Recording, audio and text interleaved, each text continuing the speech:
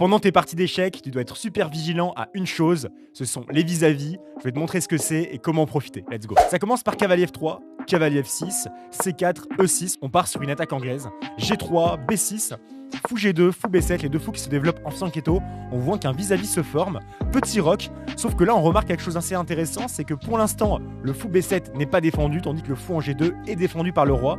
Vous allez voir que ça va être très important pour la suite de la partie. C5, cavalier C3, fou E7, tour E1, D6.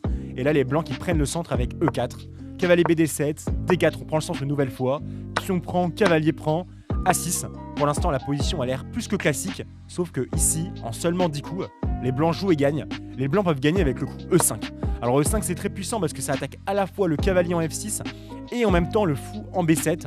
Et ce qu'on remarque en fait c'est que sur fou prend, le roi défend le fou, tandis que lorsqu'on reprend du cavalier, eh bien le fou en E7 est attaqué une nouvelle fois, ça fait toujours 2 pièces en prise, et donc ça voudrait dire que les noirs vont perdre une pièce ici. Cavalier prend, roi prend fou, on a gagné une pièce. Si à la place je fais cavalier H5, eh bien fou prend B7, je gagne une pièce.